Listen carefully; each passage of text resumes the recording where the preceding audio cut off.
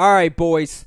2 new diamonds going to be making the debut in this game. I got HERSHISER taking the mound, and I got Daniel Murphy over there at second base. The diamond Daniel Murphy, I think with his inside edge, his contact versus righties is 99.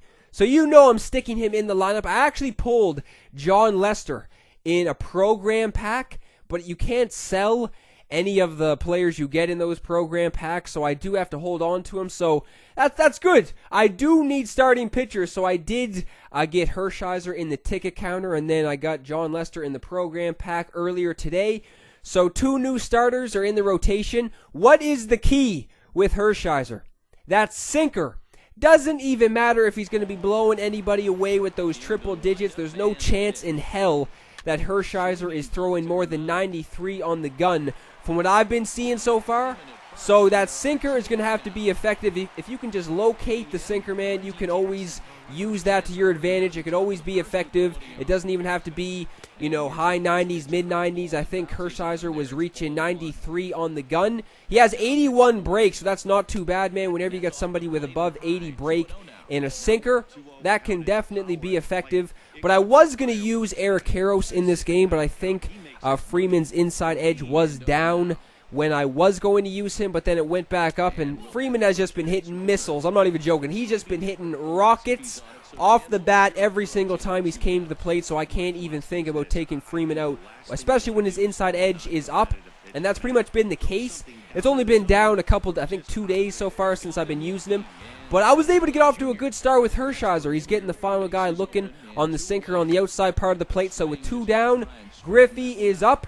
I mean, I'm not really sure where I should even put Griffey in the lineup. I haven't batting third right now, but I do have 3 lefties out of the gates. I got Lofton, Brantley, and then Griffey kind of. I'm one of those guys who likes using, you know, lefty, righty, and just, you know, get those good matchups where you got a lefty and a righty coming to the plate. But, you know, Lofton and Brantley have been the 1-2 punch. They've been getting the squad going in most of these games, but Griffey was able to get a base hit, and then Arenado was able to follow that up too. So Freeman is up next, and like I was saying, he's been hitting missiles. No surprise, there's another one.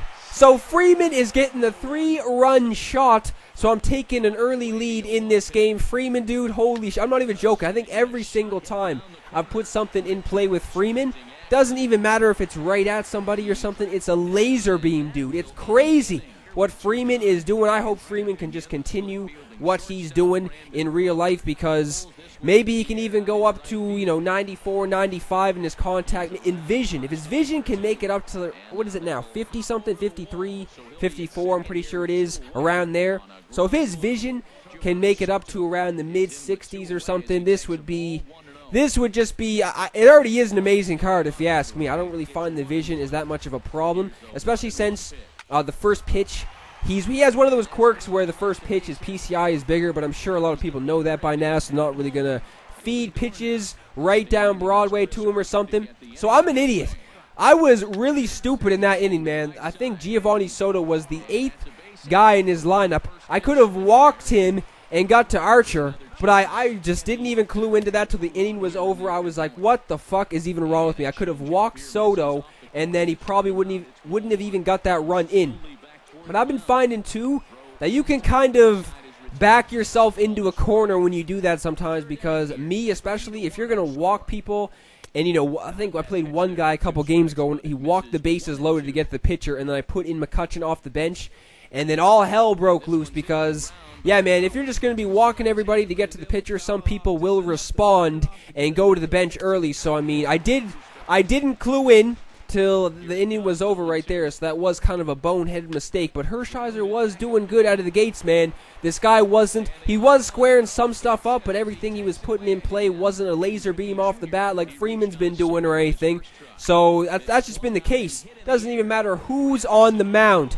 If they're going to be swinging a good bat and everything they put in play is just a fucking frozen rope pretty much, then I'm getting the bullpen going. I'm getting the bullpen active early in games, but the bullpen wasn't even close to active early in this game. So Griffey, again, is able to find the gap. That's a stand-up double, and then Arenado, I have no idea how that didn't leave the yard. So Arenado is flying out to the warning track. So now Freeman is up with 2 down. Griffey is still on second base.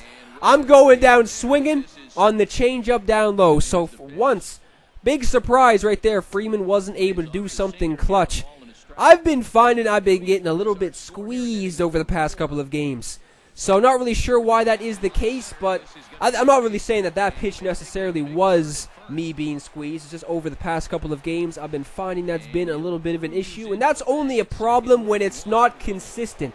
When that's not being called against your opponent too. If you're going to be making, you know, those calls where something will be in the strike zone, it'll be called a ball. That should be going both ways. Not, you know, something's fucking two feet out of the strike zone. Sometimes it's being called a strike for when you're up at the plate, and then when your opponent's up at the plate, something will legit be in the strike zone. It'll be called a ball. So this guy's able to come up with a couple base hits. I wasn't panicking. I was planning on pitching with Hershiser a good amount in this game. I wasn't going to be typical me and go to the pen.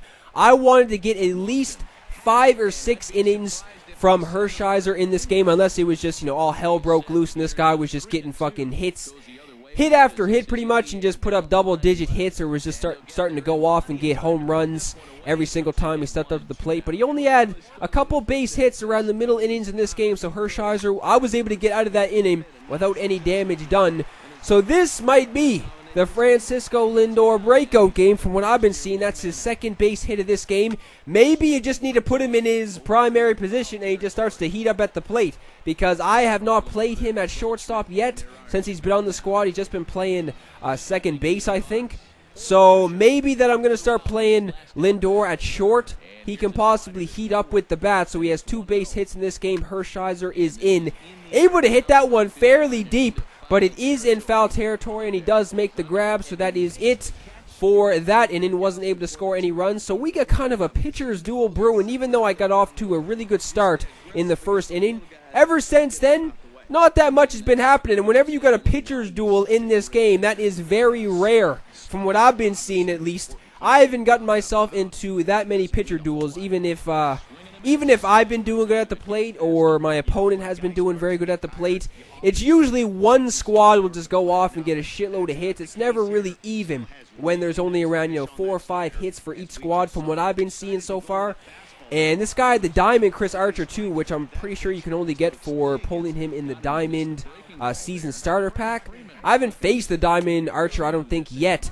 So I wasn't able to get the bats going in this inning either. Arenado just grounded out to shortstop for the first out, and then 2 batters later, Murphy was able to...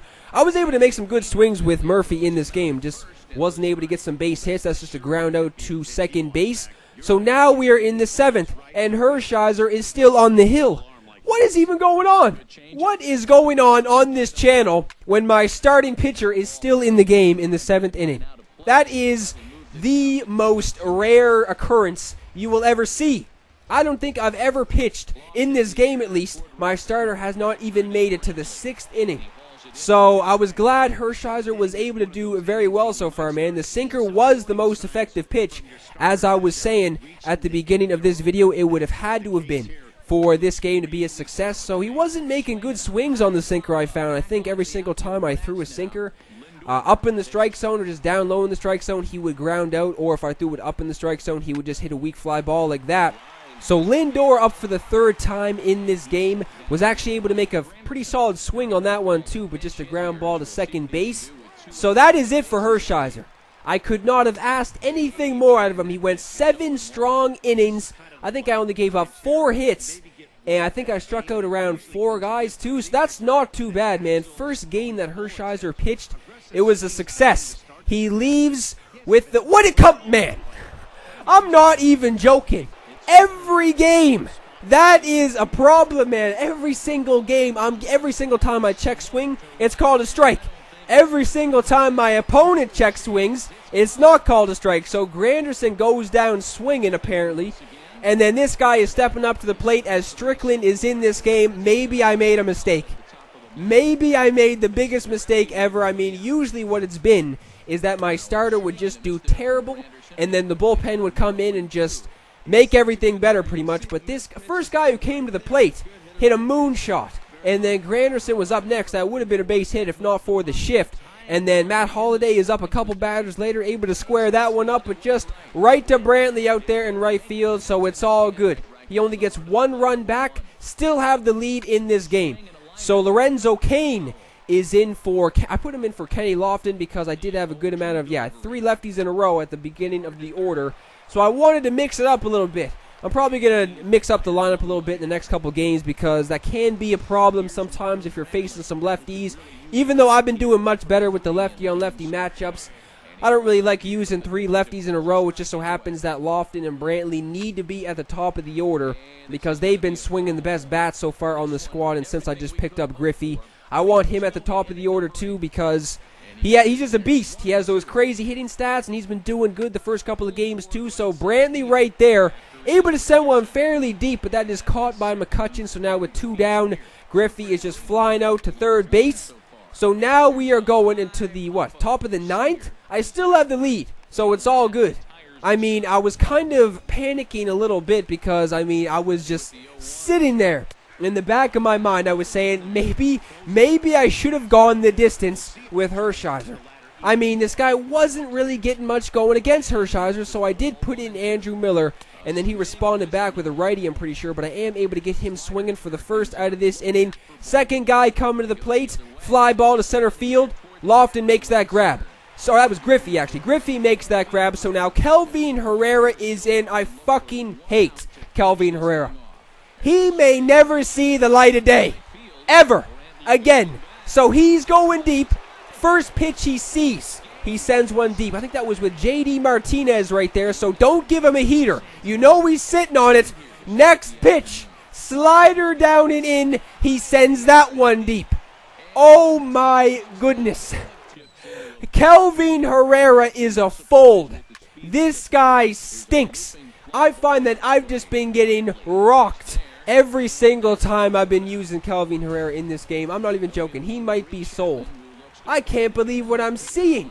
So he gets the back-to-back jacks on back-to-back pitches. I need to respond. Arenado, first batter of this inning, flying out in foul territory. So now this guy had Aroldis Chapman in this game. So I'm responding back with some righties. Karros is off the bench. Where's my solo shot? No, I'm just fucking around. That is just a fly ball to left field. So that's out number 2 in the 9th inning. So I think Daniel Murphy was up. I put in McCutchen. I was playing 0 games, man. I was putting the righties in, trying to get back in this game. McCutchen sends one fairly deep. It's carrying. He makes the grab. He makes the grab to end this game. What is even going, man? Yet another game, yet another crazy ending, man. I've been playing so many games where the endings have been ballistic. Brandon Belt gets player of the game for this guy. That was just an all-around good game. Nobody had an advantage. That was just an all-around good game. Hershiser pitched very well. That's all I could have asked out of him, so hopefully he can continue that.